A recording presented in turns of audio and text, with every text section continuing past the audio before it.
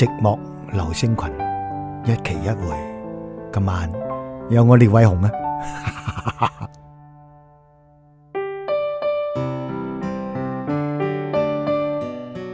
好啦，今日一期一會呢，我相信雖然訪問未完，但我相信今日呢個訪問咧，大家都會好心滿意足嘅。我成日認為一個訪問，一個被訪者，佢係有故事嘅，有經歷嘅，呢個訪問自然係會好聽噶啦，真係。今日又有燦哥廖偉雄喺度 ，hello，hello，喂，你好。嗱，其實呢，今日我好想同你傾下，就係過去即係演藝道路上面啦，真係甚至乎你演藝道路以外啦，你嘅人生仲有好多唔同，你做生意嘅時候啊，真係有好多高低起跌嘅。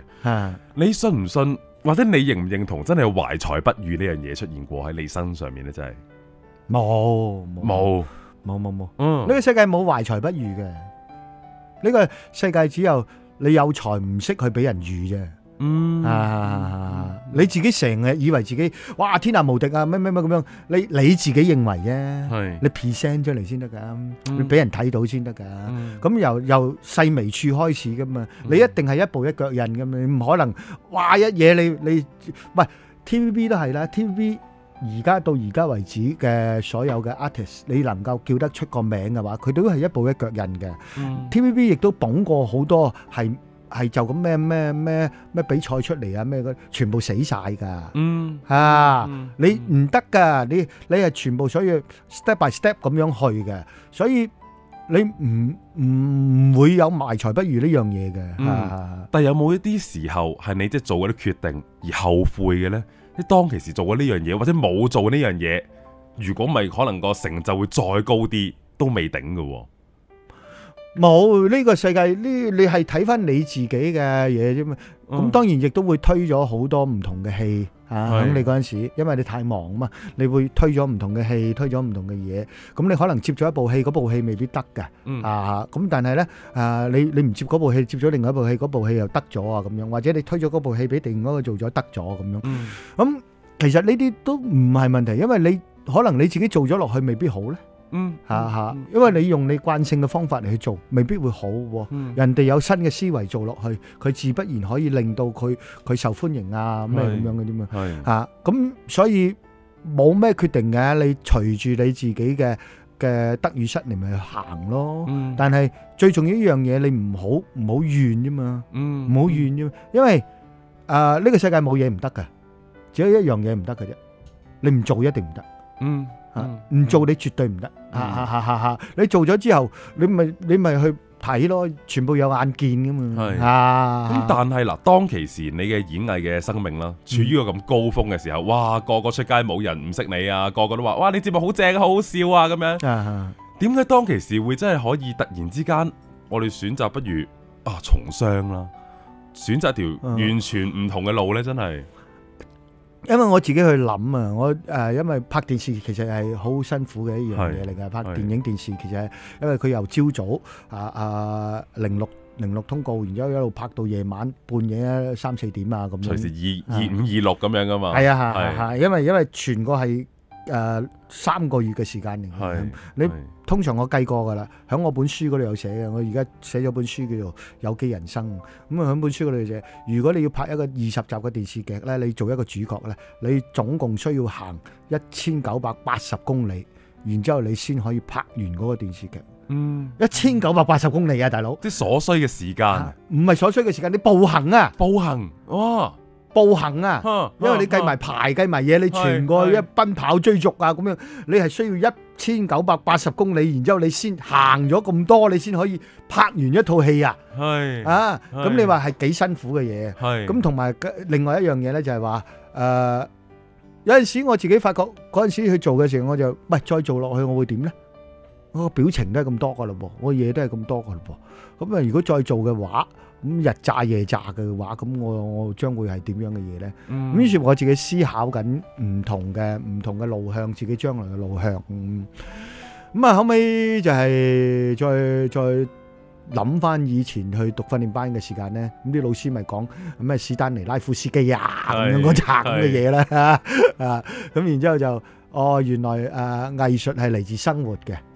咁當我去完成咗我自己嘅嗰個上半部分嘅工作，咁我再繼續發展落去，我應該係去得到咩呢？咁樣，咁我為咗要追求更加高深嘅層次呢，咁我就覺得我應該重返生活，應該去喺生活裏邊再去感受到一啲唔同嘅知識，於是乎我先至可以有一個更大嘅進展。咁我就開始去諗啦。咁我係咪繼續去咁去拍嘢呢？每日 daily 咁樣去做呢？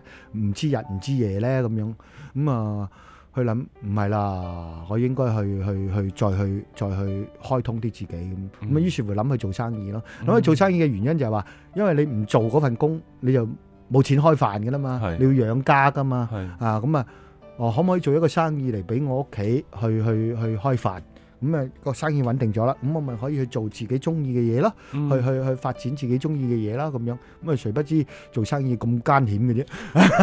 係呢邊頭先我即係翻嚟同你做呢個訪問之前啦，咁我同一個朋友傾偈，其實佢好仰慕你嘅，佢就係有份喺網上面幫手捧到你做撐神嗰班人嚟噶啦。咁佢同我多謝佢先。係啦，嗱，因為咁仰慕你嘅人，跟住然之後我就同佢傾下，阿燦哥究竟如果係佢嘅人生，如果有機會俾你問佢嘢，你會問佢啲咩呢？咁樣，跟住我就用咗個形容詞，我套落去，我話我唔知啱唔啱噶咁樣。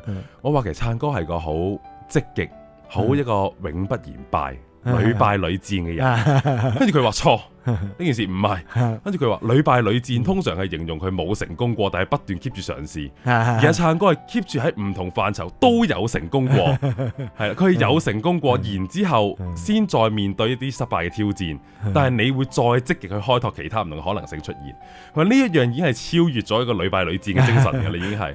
其實對於你嚟講，每一個範疇，好多唔同嘅範疇都有嘗試過，亦都哇有個好好嘅成績。但係然之後再要俾你經歷失敗嗰種痛嘅時候，點樣去承受呢一種痛呢？真係咪冇失敗過我，亦都冇成功過。係我只係做緊我 daily 嘅生活啫嘛，我做緊我要去做嘅嘢啫嘛。因為你如果去諗成功同埋失敗，你會好辛苦。人就係咁樣噶嘛，人就係你每日都要活嘅。你千祈唔好一日去揾晒所有嘅錢，因為一日去揾晒所有好慘嘅，你跟住就會墮落噶啦，因為你太多錢嘛，你就會唔知做咩啊，你就會咩啊咁樣。你去 daily 好似耕田咁樣，你唔係話種咗啲嘢出嚟，你食一世嘅唔得嘅。你跟住出年你唔種，你又冇得食噶啦。咁你係 daily 去做緊一樣嘢啊嘛，咁你係會好開心，你又可以去睇到原來我咁做，我就於是乎呢就會有咁嘅問題啦。如果我咁做，我改良下佢呢，我又得到啲咩呢？咁樣，咁你先會令到個社會進步啊嘛，同埋你自己人生進步啊嘛，呢個先係最重要啊嘛。所以我而家要去咩嘅，就話唔係話一夜發達係唔好嘅，咁樣唔好嘅，俾你 daily 可以做到，每一日都可以做到嘅嘢嘅時間呢，你會好開心，你去迎接你嘅工作，改變你嘅工作。以前啲人咁做，你如果自己去做嘅時間，你有冇方法去改變佢呢？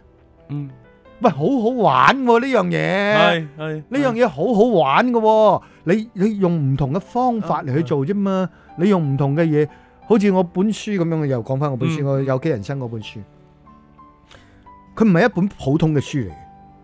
點解呢？因為我要改變一本書，我唔想去就咁寫一本明星傳記啊，或者咩咁樣嘅嘢，唔係我要嘅嘢。我要嘅嘢就係話，我而家做咗出嚟呢，就係話佢係用文字寫出嚟嘅一個連環圖。嗱，呢個首先第一樣嘢啦。第二樣嘢呢，就係話裏邊係包含咗環保生態，點樣有機，然之後再嚟人生嘅哲理。人生嘅哲理我唔係講，我唔係講話叫你點做嘅，全部係你自己選擇嘅。我只係講嗱，咁做常規裏邊會發生咩事，咁做常規裏邊會發生啲乜嘢。如果你自己去選擇，你選擇乜嘢？你一樣可以選擇晚晚去卡拉 OK 噶，但係你個風險大啊嘛。你咁樣去做嘅話，你好快死啫嘛。你自己嘅風險嚟啫嘛。呢樣嘢係你自己去揀。